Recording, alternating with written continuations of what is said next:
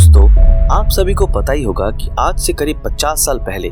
Space में पहुंचने और नई नई खोज करने की जो असली रेस थी वो अमेरिका और सोवियत यूनियन के बीच थी। लेकिन फिलहाल समय बदल गया है और अब ये रेस दो देशों के बीच नहीं बल्कि दो बिलियनियर्स के बीच हो गई है और वो बिलियनियर और कोई नहीं एलन मस्क और जेफ बेजोस हैं। तो चलिए, क्योंकि इस वीडियो में हम बात करेंगे इन्हीं दोनों के बारे में और जानेंगे कि क्या सच में ये दोनों हमारी दुनिया को बदल पाएंगे। अगर एलन मस्क की बात करें तो उनकी सोच इस दुनिया के किसी भी आम इंसान से बहुत ही ज्यादा आगे है और यही वजह है कि उन्हें इस दुनिया का एक रिवोल्यूशनरी इंसान माना जाता है, क्योंकि वो भी अपनी थिंकिंग और बिजनेस आइडिया से इस दुनिया के सबसे अमीर आदमी की पोजीशन पर पहुंचे थे। एक तरफ जहां एलन मस्क अपनी कंपनी स्पेसएक्स की मदद से मार्स पर एक इंसानी बस्ती बसाना चाहते हैं, तो वहीं दूसरी तरफ जेफ बेजोस की कंपनी ब्लू ओरिजिन स्पेस में एक इंडस्ट्रियल बेस बनाने के ऊपर काम कर रही है। इस बात में कोई दो राय नहीं है कि ये दोनों बिलियनियर ही इंसानों के भविष्य के लिए लगातार काम कर रहे हैं और खुद के द्वारा कमाए गए करोड़ों अरबों रुपए स्पेस मिशन में खर्च कर रहे हैं, जो कि अप्रिशिएट करने वाली बात है। आप सभी को जानकर हैरानी होगी कि मार्स को कॉलोनाइज करना एलन मस्क का एक ड्रीम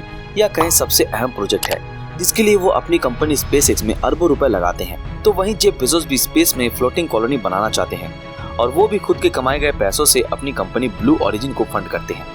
खैर, इन दोनों का ये प्रोजेक्ट आपको किसी साइंस फिक्शन मूवी की तरह जरूर लगेगा, लेकिन ये बात सच है कि दोनों कंपनीज ही लगातार इन प्रोजेक्ट्स को कारगर बनाने में लगी है और क्योंकि दोनों कंपनीज के मालिकों के पास पैसे की कोई कमी नहीं है, इसी वजह से हो सकता है कि वो जल्द ही अपने इन प्रोजेक्ट्स में सफल हो जाए। एलन मस्क ने साल 2002 में स्पेसएक्स को फाउंड किया था और तभी से वो अपनी कंपनी को नई ऊंचाइयों पर ले जाने के लिए काम कर रहे हैं, जो होता हुआ भी दिख रहा है, क्योंकि आज उनकी कंपनी दुनिया की सबसे बड़ी कंपनियों में से एक है। अब जब एलन मस्क की कंपनी स्पेसएक्स ने बीते कुछ सालों में इतनी ज्यादा ग्रोथ हासिल की है, तो उसके साथ एलन मस्क का ग्रोथ करना एक स्वाभाविक सी बात है। अगर मौजूदा समय की बात करें तो एलन मस्क की नेटवर्थ करीब 194 बिलियन डॉलर्स है, जो कि बताती है कि उनके पास पैसों की कोई कमी नहीं है और शायद यही रीजन है कि वो स्पेस सेक्टर में लगातार ग्रोथ कर रहे हैं और नए नए मिशन लॉन्च कर रहे हैं। आज स्पेसएक्स की एस्टिमेटेड वैल्यू करीब 46 से 50 बिलियन डॉलर्स है, पर कई जानकारों के अनुसार ये कंपनी आने वाले सालों में 200 बिलियन डॉलर की कंपनी बन जाएगी। खैर, अगर आप सभी को लगता है कि मस्क की ये कंपनी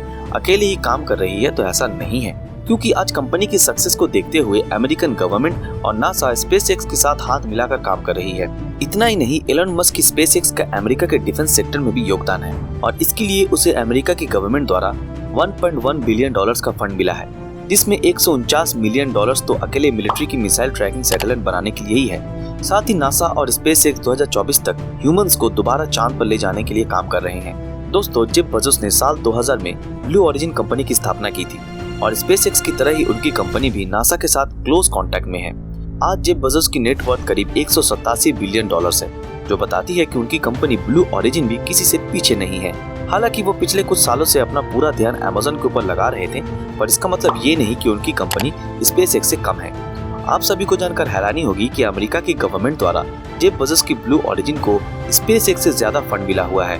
क्योंकि बिना ब्लू ओरिजिन के मून पर इंसानों को भेजने का मिशन अधूरा है। अगर हम स्पेसएक्स के मुकाबले ब्लू ओरिजिन को देखें तो जेफ बेजोस भी अपनी कंपनी ब्लू ओरिजिन में बहुत सारा पैसा लगा रहे हैं और रिपोर्ट्स की माने तो वो हर साल करीब 11 बिलियन डॉलर्स के स्टॉक बेचकर उसका सारा पैसा अपनी कंपनी को फंड करने में लगाते हैं। खैर, वो एलन मस्क की तरह अपनी कंपनी के सीईओ नहीं है, पर क्योंकि उन्होंने उसे फाउंड किया है तो वो इसके लिए बहुत सारा पैसा खर्च करते हैं। आज नासा द्वारा ब्लू ओरिजिन को 570 मिलियन डॉलर दिए गए हैं, जो कि लूनर लैंडर बनाने के काम में आने वाले हैं। इतना ही नहीं, ब्लू ओरिजिन को अमेरिका की एयरफोर्स से 500 मिलियन डॉलर्स मिले हैं, जिसे वो अमेरिका की सुरक्षा में इस्तेमाल होने वाले रॉकेट्स बना रही है। दोस्तों, ब्लू ओरिजिन को मिला फंड स्पेसएक्स से कहीं गुना ज्यादा है, पर इसका मतलब ये नहीं कि ब्लू ओरिजिन स्पेस की रेस में स्पेसएक्स से आगे है, क्योंकि मौजूदा समय के हिसाब से स्पेस की इस रेस का विनर एलन मस्क ही है, जो कि दिन प्रतिदिन स्पेस में नए नए मिशंस को लॉन्च कर रहे हैं। अभी आप सभी के मन में ये ख्याल जरूर आ रहा होगा कि आखिर एलन मस्क और जेफ बेजोस दोनों ही ह्यूमंस को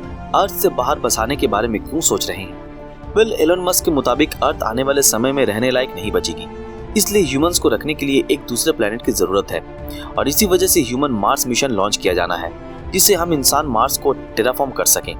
हालांकि जेफ बेजोस की सोच इस बारे में बहुत ही ज्यादा डिफरेंट है, क्योंकि उनका मानना है कि इंसान अगर स्पेस में बनी फ्लोटिंग कॉलोनीज में चले जाएंगे, तब अर्थ अपने आप को खुद ब खुद रिकवर कर लेगी और वो दोबारा से हम इंसानों के रहने लायक हो जाएगी। आप सभी को जानकर आश्चर्य होगा कि जेफ बेजोस का मानना है कि उनकी इन स्पेस फ्लोटिंग कॉलोनीज में करीब 1 ट्रिलियन लोगों के रहने लायक कैपेसिटी होगी और इन्हें बनाने में करीब 100 से 200 साल लग जाएंगे।